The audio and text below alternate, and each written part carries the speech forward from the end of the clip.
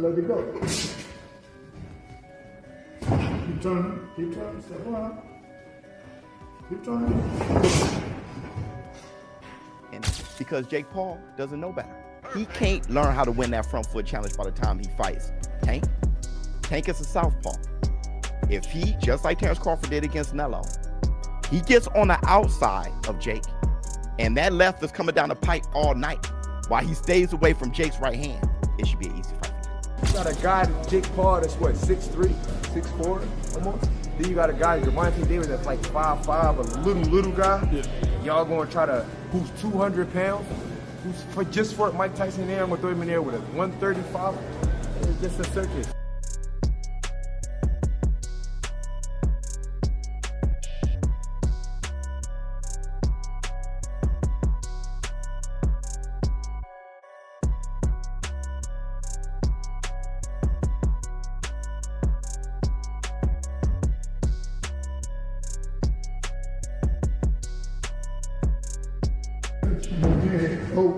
Stop closing up. Gotta let it go.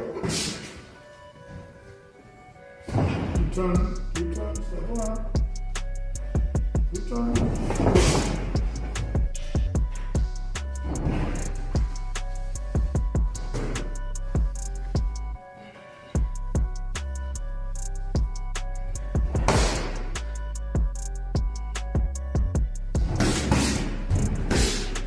Reports have emerged that Terrence Crawford has been going toe-to-toe with Gervonta "Tank" Davis in a series of fierce and highly competitive sparring sessions leading up to Davis's blockbuster showdown with Jake Paul, and according to those close to the camp, these sessions have been nothing short of electric. Every exchange between the two champions is described as a masterclass in boxing IQ, precision, and controlled aggression. Crawford, known for his clinical accuracy and impeccable defensive instincts, has been pushing Tank to his physical and mental limits.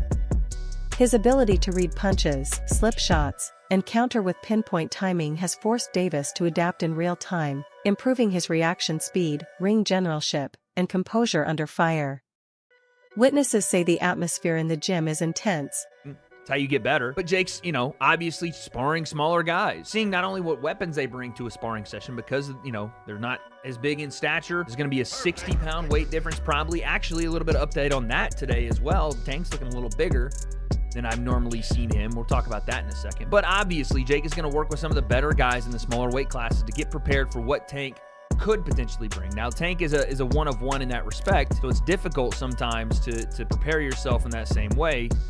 But on that same note, we have a couple new things out from Tank Davis. Number one, it's not necessarily new, but the last kind of work we've seen from Tank, just in general, is this video right here.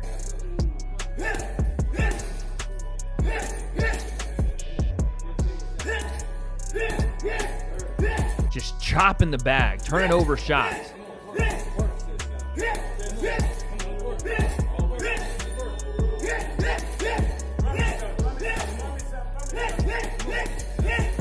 Chopping to the body, every shot to the midsection. Now again, not to read too much into things, but we go back to this video, and I don't know what's being said here between Ray and Jake, but he's telling him, something with the high guard, don't even do that. I'm trying to draw a parallel between potentially what Ray Ford did to Jake in this spar and what could potentially be going down in Tank's camp that can line up the dots. Again, we don't have a lot to go off of. What we generally think may happen in this fight is that Jake Paul will probably use his size, his frame, and his power to try to land big shots, not throw a ton of punches, and not gas himself out against Tank, who, again, this is an exhibition. Yes, there'll be judges, and someone, I guess, will win, is what they're saying, but does that mean that someone actually has a win-loss on their record? No, because you can't sanction something like this in a pro fight. Tank, on the other hand, who already is a low-output puncher, is going to look to utilize his speed, his head movement, his quickness, his agility, his angles, his footwork, his defense to offense transition, and vice versa, to catch Jake when he does eventually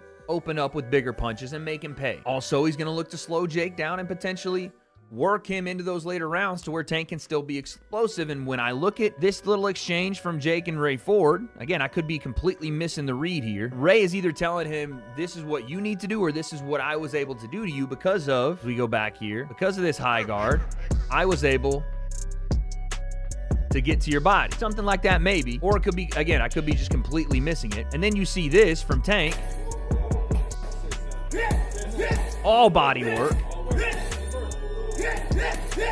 Just hammers to the body. Level changes, head off center, angle switch, all that work in the bag. That was one of the more recent videos we saw. The Weight Concept podcast host highlighted a striking transformation in Gervonta Davis's mindset and intensity as he prepares for his showdown with Jake Paul. He noted that Tank's sparring sessions and gym work have taken on a new level of ferocity, every move fueled by purpose and precision. Gone is the relaxed, playful energy from past camps. This time, Davis is locked in, laser-focused, and operating with a ruthless edge. Every punch snaps with intent, every drill is executed with fire, and every round reflects a hunger to silence those who claim this fight is just for hype. The host emphasized that Davis is training with a killer's mindset, not just to win. Look at that. Did he reach him? He sure did. Look at the height, 6 feet and 6'1". The height comparison ain't much different. And the thing is, if you look at him, the thing is, look at how Tank shows that he can reach him. See that push? Look where Tank's hand is. Look at where Jake's chin is. He can reach him. In reaching him though, can he hurt him? The gloves are big. You get what I'm saying? Jake Paul is a big guy. They're going to be fighting at 195. When Jake Paul gets in the ring, he's going to be 200 plus. All right? He may be around 210. Think Jake's going night-night? Okay. Tank studying? Okay. Let's look at Tank.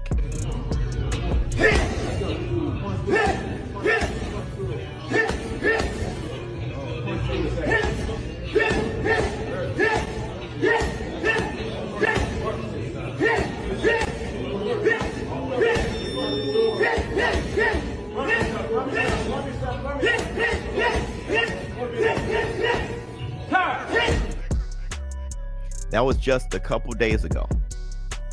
They captured that just a couple days ago, him training for Jake. Of course, that's a 300-pound boxing bag, a heavy bag, 300 pounds.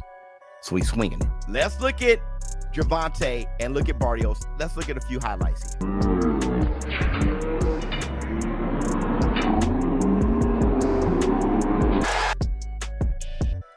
He can reach 6 feet, no problem, let alone 6'1". Ain't gonna be that much of a difference. Right? Let's break down what we saw here. Let's think about this. Let's think about it. Now that we know he's reaching, let's think about this. Who's a more skillful fighter, Barrios or Jake Paul? Ain't even a damn question. Barrios a far more skillful fighter than Jake. Who has better reflexes, Barrios or Jake Paul? Barrios. Barrios has better reflexes. Okay. Showbiz the adult delivered a sharp and confident take on one of the fight's most talked about topics, the height and reach advantage Jake Paul holds over Gervonta Davis. He reminded fans that this isn't uncharted territory for Tank, who's already conquered taller, longer, and more seasoned opponents. According to Showbiz, the supposed gap between Jake and Tank is being blown out of proportion. He pointed to Davis's brutal knockout of Mario Barrios as proof that size means nothing when faced with elite timing, accuracy, and fight IQ. Barrios was taller, rangier, and more experienced than Jake, yet Tank broke him down and finished him. Showbiz argued that Jake might have physical advantages. Tank is very talented, punch hard, explosive, the whole 9 yards, but Jake too big for Tank. In reality, he's way too big for Tank. I think Jake by... Terrence Crawford offered a measured yet powerful assessment of the upcoming clash between Gervonta Davis and Jake Paul. He acknowledged that Tank's devastating power and elite boxing instincts make him one of the most dangerous fighters in the sport, but he also recognized the reality that Jake's size and reach present a genuine threat.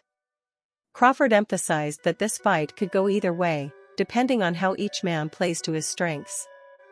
Davis brings lightning-fast speed, explosive movement, and pinpoint accuracy, while Jake carries notable reach, height, and a durable chin.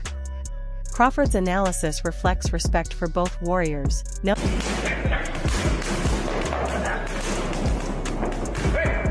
Recent training footage of Gervonta Davis has sent shockwaves through the boxing world. Tank is seen unleashing a barrage of explosive combinations on the heavy bag with blistering speed and bone-rattling power. Every punch cracks through the gym like thunder, a clear message that he's training with relentless purpose.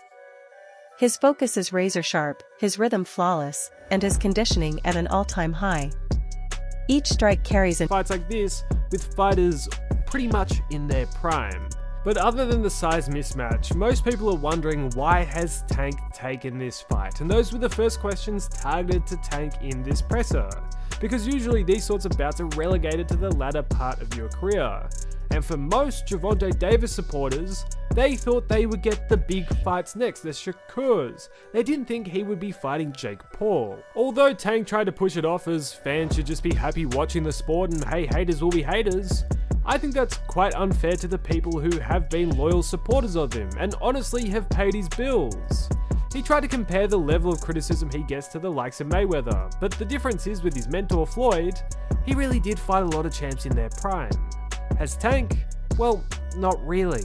The most notable fight he's recently had that the people actually wanted was the Ryan Garcia fight, and the only reason he took that fight was because everything was on his terms. And other than the Ryan fight over the last couple years, it's either been people who aren't in his weight division, which he's pulling up, or fighters ranked in the lower half of the top 10 lightweight list. The fights people have truly wanted to see just have never materialized, and simply that's why people criticize him. If the likes of Crawford never fought Spence or Usyk never fought Fury or Joshua, they would have caught the same level of flack.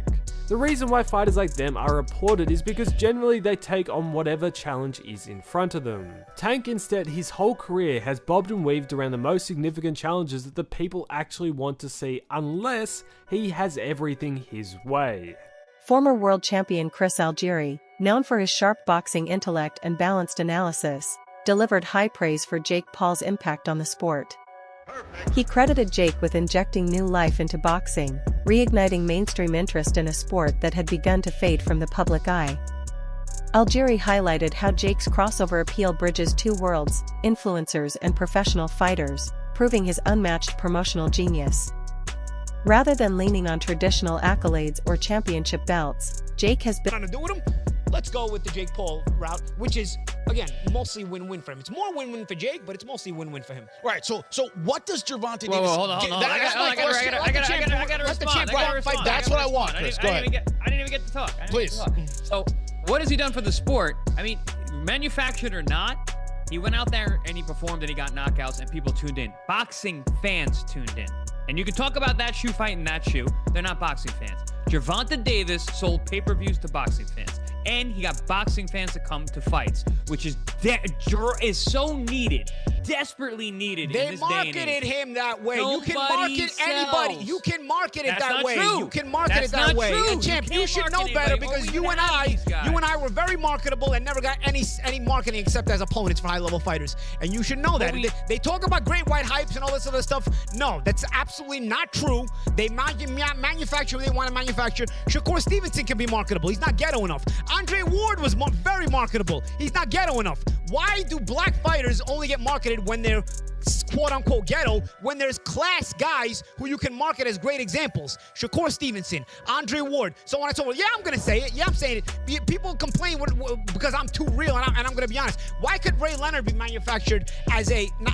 I don't even want to use the word manufactured because Ray Leonard actually was legit. Great fighter. But Ray Leonard promoted as the class guy, and it worked. Why could you do it back then, but now you can't do it? Andre Ward was gold medalist the same way. Class, could speak, mature, poised, could fight his ass off. Why didn't you market him the way you marketed Ray Leonard? What happened between 1976 and 2004? Why are you marketing only? Why are you marketing only Thug life. Why? And I'm not saying, okay, I wasn't a part of this because I was a big fan of the hip-hop gangster rap generation and all this other stuff. But as a 44-year-old, you start to realize the concept of the entire scope of things. Analysts weighing in on the highly anticipated clash between Jake Paul and Gervonta Davis believe the outcome could redefine the future of boxing itself.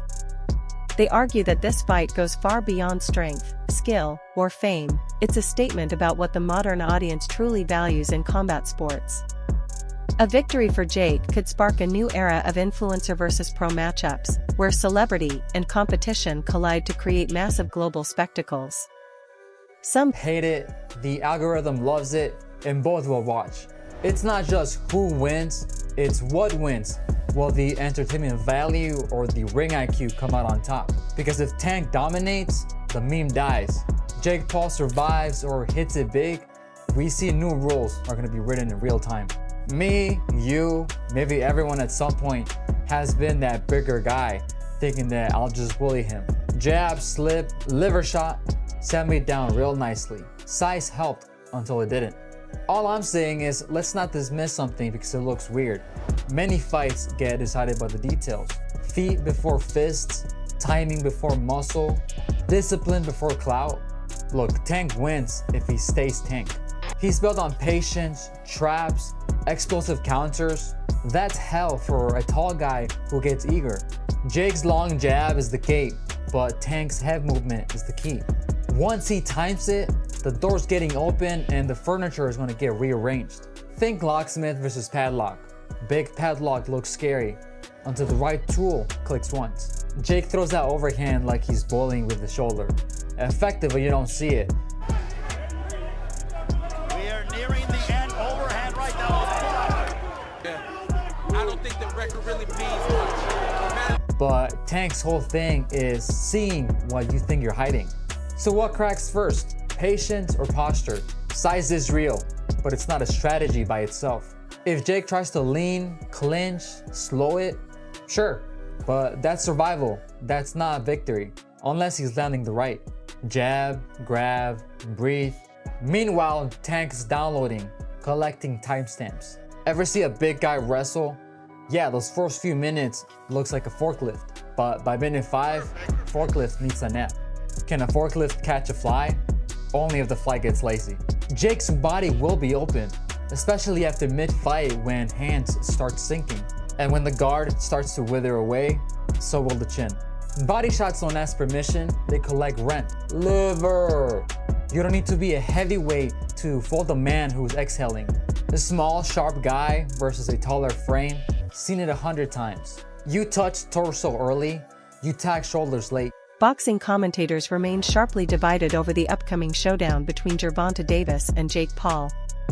Traditionalists and veteran analysts argue that the fight is physically unbalanced, pointing to Davis's smaller frame as a natural disadvantage that makes the matchup better suited for exhibition status rather than official competition. They claim that without titles, rankings, or lasting consequences, the bout risks being more spectacle than sport. Yet, a growing number of respected trainers and former champions strongly disagree. They insist that Davis's elite timing, explosive footwork, and razor-sharp ring IQ can easily neutralize Jake's size and strength. Tank has made a career out of breaking down bigger opponents, turning physical disadvantages into opportunities for domination. These experts believe that true skill and precision always eclipse raw power, and Davis embodies that truth. The clash of opinions about it. My question is, what's the rules, and like, are they gonna actually try and knock each other out? Because it's gonna be a glorified sparring match. I'm not watching, dude. I don't give a fuck. Jake's gonna have a hard time hitting him. Yeah, you know, big time. Gervonta's so fast and skilled. Gervonta's gonna eat his I thought guts. Jake was gonna fight Anthony Joshua. That seemed. No, that was actually getting. That sounded more craziest interesting. idea I've ever heard. Jake Paul trying to fight Anthony Joshua is, crazy. Not a sanctioned professional bout. This means the fight will not count towards either fighter's professional records. So it's still being finalized. Yeah, I don't like that. I don't like that. What is behind the scenes? You think there are things like, hey, we yes don't punch each other in the jaw. Yep. Or don't go. We can punch in the face, but don't go for broke. Like, don't knock me out. Really? Yeah. It's an exhibition. That's so not we very can get away interesting with to it. No. Until I find the rule sets, but when I hear exhibition, I'm like, okay. Jake is bodied up, man. He's big. Yeah. Probably has 100 pounds on Gervonta. Maybe. I'd say Gervonta probably walks at 150. He's so small. He's so small. I mean, he's really small. Bring up Gervonta Davis next to Floyd Mayweather, because I've seen Floyd in person, and he's tiny. You've seen Floyd in person. I've worked with Gervonta and Floyd. Tiny. Well, Floyd likely has shoes on there. Oh, dude, he's so small. He's tiny, guys. Yeah. I mean, he's so small. Former super middleweight contender Jesse Hart came forward with a bold defense of Gervonta Davis amid criticism surrounding his decision to face Jake Paul. Known for his blunt honesty and deep understanding of the sports business side, Hart argued that fans are misreading Tank's intentions. He emphasized that Davis isn't abandoning his legacy, he's adapting to the new era of boxing, where financial opportunity often drives the biggest fights. In Hart's view, securing massive paydays doesn't diminish greatness, it ensures long-term stability. If you want to join the circus, that's the circus. I don't see the value. I just see money involved in that. If they want the money, if that's what they want to do, then go ahead and go ahead and get the money. But other than that, I'm not.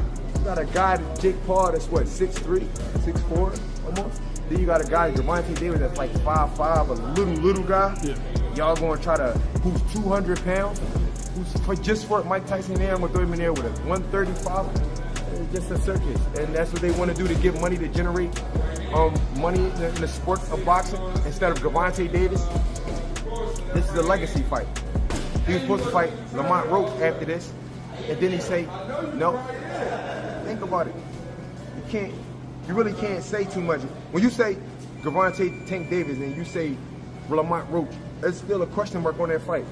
It was still a question mark on that rumble. You just gonna leave it and then go right to the money and say, no, I ain't. That's how you know legacy and everything don't matter. I did that before. I took the money with the Joe Smith fight when my hand was fucked up and, excuse my language, my hand was messed up, broke in training camp, and I still said, yo, no, I'm taking that. I'm still fighting him. I'm not gonna not fight him again. I'm gonna fight. We're fighting him, Dad. We're fighting him, Rick. We're fighting him, Fred. I went against everybody. Jesse, don't take the fight, man. Let your hand heal. Let's get the surgery. No, I'm fighting him. It's too close. We 3 weeks out. I'm fighting him. We're gonna take a week off from the gym, and that wasn't an excuse. That's documented. And that wraps up today's video.